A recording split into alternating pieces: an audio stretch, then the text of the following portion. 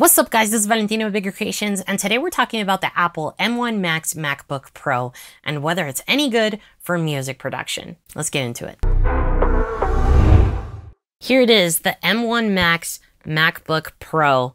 14-inch edition. We'll talk about sizes as well. I've had this as my main music production computer for a little more than 6 months now. I remember when I was thinking about upgrading to this computer, I didn't really have a lot of resources to know whether it would be worth it for someone who uses Logic Pro. If it was really worth investing that much money into a laptop when I had been able to kind of get everything done with my previous computer pretty well. I'm not going to get super technical, but I will give you my honest opinion and my experience for the last 6 months using this laptop for music production with Logic Pro 10. Beyond music production, I'm also going to share my impressions just from a YouTube creator standpoint and making these videos, because at the end of the day, I'm using this machine for basically everything that you see on this channel. So first, let's talk about the specs on my machine, just so that you know exactly what I'm talking about before I dive into the pros and cons. Here are my specs right here. I've got the M1 Max chip, so it's basically maxed out. It is the 14-inch version, and we'll talk a little bit about size here in a second, but it's got 64 gigs of RAM, and it has the M1 Max chip. Let's talk about the pros, because they actually far outweigh the cons. So something you'll have to know is that before I got this laptop, I was using a 2017 iMac fully maxed out, basically as far as it could go. It had everything. It had like 64 gigs of RAM, just like this, and it had the highest processor, the highest video card. For most of the things that I was working on, it would work really well. But something that I started to run into is, as I progressed as a music producer, I started using a lot more plugins and third-party plugins and software to work on my music. And I found that those were a little bit more labor intensive. I started feeling like my sessions were a little bit more sluggish, and in fact, some of my most complex projects were actually struggling to play back in the session. As soon as I got my laptop in the mail, the first thing I did was pull up those sessions that I couldn't play back, not even for like half a second on my previous computer, and these play like butter. There's no clicks, there's no pops, and I didn't have to worry about having to consolidate tracks or bounce things or reroute things just to be able to play back my track while I'm working on it. Right off the bat, that was one of the biggest wins of getting this laptop. The performance piece is solved with this laptop. Like, there are no stutters, no hesitancy.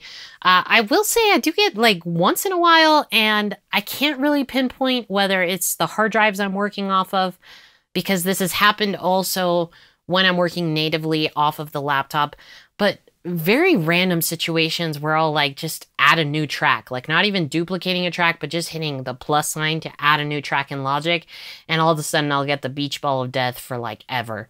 It's a little strange. I don't know exactly what's causing it, and I even wondered if it was because I'm running Logic in Rosetta so that I can still use plugins that are not compatible with Apple Silicon, which we'll talk about in the cons section in a sec, but it's really not a big deal. I tried it both in Rosetta and just natively inside of Logic, and I still seem to get those random moments for what seemed to be not a very labor-intensive task happen to like trigger the beach ball of death, and it's just weird. It doesn't happen enough that I'm like ultimately frustrated or feel like it's not worth it. I've been able to work in really extensive and complicated sessions without any sort of issues of playback. So highly, highly recommend it from a performance standpoint. I also wanted some of the benefits of portability of having a laptop, being able to travel to other producers' homes, other artists, and collaborate with people and take my work with me. So that was another pro of upgrading to the MacBook Pro M1 Max. Another pro I want to talk about is the fact that there are a lot of ports in this laptop. Now, one of the things that kind of kept me away from getting a laptop sooner was just having to worry about how am I going to plug everything in and out of this laptop, especially if I do want that portability to be able to just unplug one thing and then walk away with my laptop. The last thing I want to talk about is just more from a creator standpoint.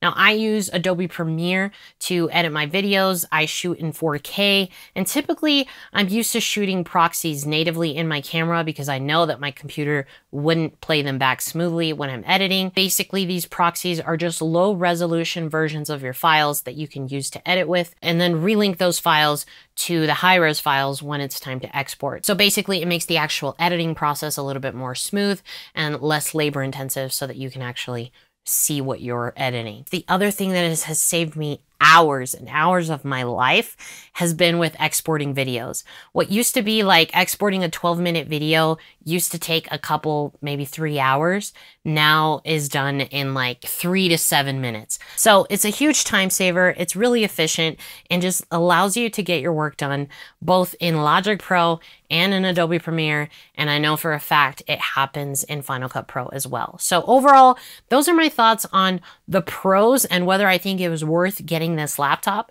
I do want to talk about just a few of the cons. In my eyes, there are only 2 cons of getting this laptop. Is one, it's kind of expensive. But if you're in the market for a laptop and you're looking for these kinds of results, then it's actually worth paying that amount of money because you're actually kind of future-proofing where right now everything works smoothly and you're probably going to be okay with this machine for several years before you even need to consider upgrading. It's a con that it's a little pricey, but if you're already in the market for a computer or if your computer is just like giving up the ghost, I would consider, as far as like looking at the entire Mac lineup, this is probably the machine you want to go with. The second con I want to talk about is just simply having to launch Logic in Rosetta, and it's not really like a huge intrusive deal. It's something that you basically go into your settings and just check a box to say that you want to run it in Rosetta, and that's it. You never have to touch it again until you want to turn that off. But basically every time you launch Logic, it will launch in Rosetta. And what that means is that it launches it in an environment where any plugins from third parties that have not updated their compatibility to work with Apple Silicon will still be able to operate inside of Logic. So it's kind of like a way to retrofit those plugins until those developers actually do those updates for compatibility. What I've noticed is that the plugins still work just as smooth. I don't notice any issues with those that are compatible with Apple Silicon, like it's not bogging down my system or anything like that. But there you have it, guys. Those are my thoughts on the Apple M1 MAX MacBook Pro. 14-inch. The last thing I want to talk about is the actual size. Now, I actually traveled with this laptop with the intention of editing my videos on the flight. And what I found is that, one, for context, I'm 5'5". I'm not the tallest person. I'm pretty okay and comfortable in a normal seat. What I did find is if I would have had the 16-inch laptop, I would have been tremendously uncomfortable. With the 14-inch, I was already having to tilt my screen a little bit when the person in front of me was leaning backwards. It was comfortable enough to get things done, but it wasn't the most ideal comfort level. So I could not, I would not be able to do it with the 16-inch laptop. It just wouldn't happen. So if you're considering between the 14-inch and the 16-inch, which you can spec to the exact same level, take into account if you need to be able to work while you're on a plane or traveling, the 14-inch will be a lot more convenient than the 16-inch. So there you have it, guys. Those are my thoughts on the M1 MAX MacBook Pro 14-inch, and I hope that it helps you determine whether it'd be the right direction for you when it comes to choosing your machine. If you use Logic Pro, if you edit videos, this is just the go-to. If your computer is still handling what you're doing just fine, then save yourself the money and wait, because you know what? There's always something better that comes along. But for now, if you are actually in the market, you've got the money to upgrade your machine, this, out of all of the things in the Apple lineup, this is the machine that I would go with personally, and I can tell you it was totally worth the investment. If you have any additional questions, feel free to drop them in the comments. And of course, if you ever have any other questions or want to see more content, check me out on Instagram or TikTok. Keep making beats.